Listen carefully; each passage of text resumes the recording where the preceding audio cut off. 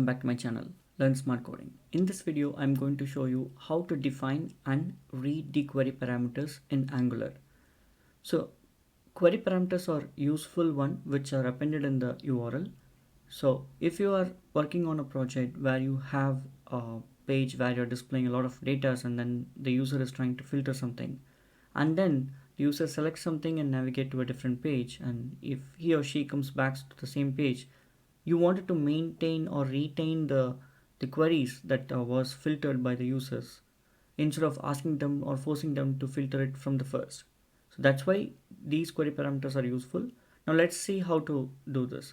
So this is my demo app. This is Angular Getting Started demo app. So here I've added the required piece of code to show you how this works in the query parameter.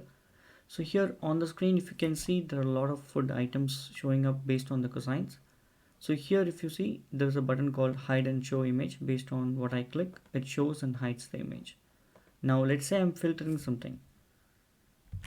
So as I filter, the items are filtered, right?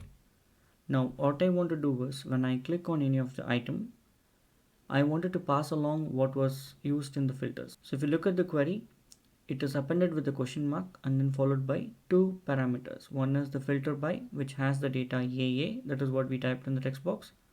Another one called show image, which we clicked on a button. It says true or false. Now we landed on this page. When the user comes back,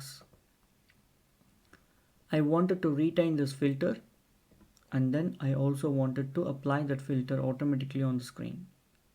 That is what we are going to see. Come, let's get started. So back on the Visual Studio Code, and this is the project that I'm using.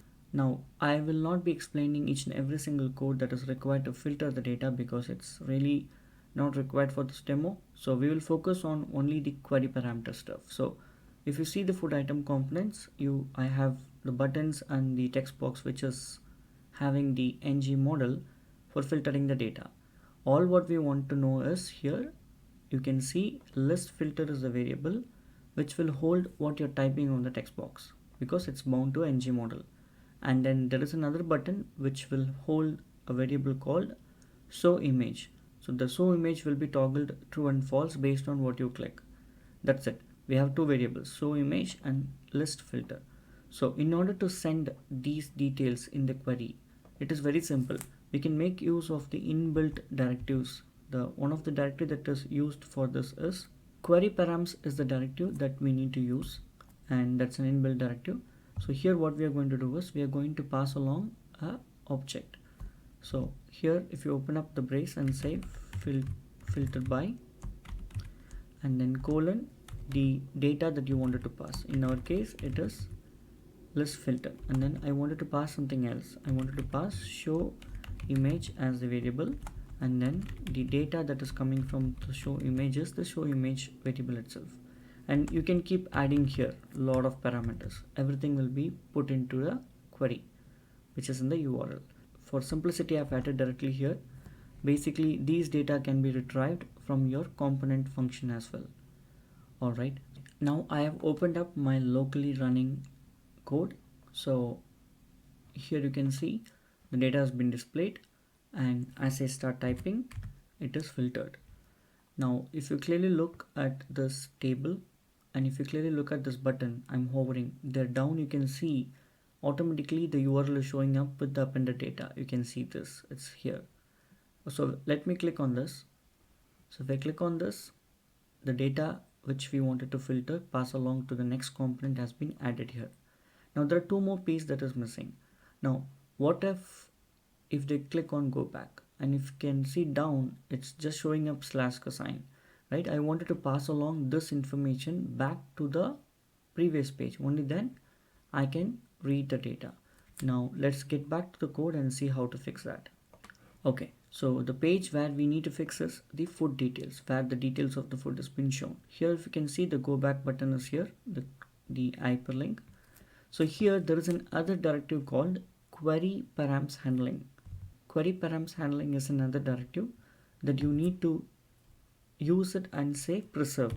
So once you say preserve, it is going to preserve the data that was received in the query. So will pass along those data back to the previous route. Now let's take a look at the demo. It's loaded. If you hover on the mouse on the if you hover the mouse on the back button, the go back button, you can see the data has been translated. So I click on it and you saw the previous route also got the information. Now what is happening? Though we received this data, it is not filtered here. The button is still hide, the filter by is nothing is there, the AA is not there or SO is not there, right? That's because we're missing two more pieces of code. Let's read these information from the component. Now, in order to read the information, let's go back to OnInit. If you have seen in my previous video in the Angular getting started, the data that is received in the route, let's say in our case, the food item number, which is /1/5/6, whatever it is, right? So in order to read that number, the route number, we use the activated snapshot and then we go through snapshot.params. And then with the get method, we will be able to retrieve that. Similarly, in order to query the query parameters, we need to use the router.snapshot.queryparams.get and then pass in the name of the variable that you used here. Filter by and show image was the variable. So you can retrieve those two and it will start working. Let's take a look at the demo after we fix that code. So now I'm clicking on the show image. I'm typing something here, samosa. So it is filtered and I'm clicking on the view details. See, the parameters has been passed in the query, and when I click on go back, the parameters are sent back and it is also read from the ng OnInit and everything is filtered automatically. That's it. I hope you enjoyed. If you have any questions, put your questions in the comment section and I'm happy to help you. Thanks for watching. If you liked my video, don't forget to subscribe my channel, like it, share it, comment it, and never forget to click on the bell icon.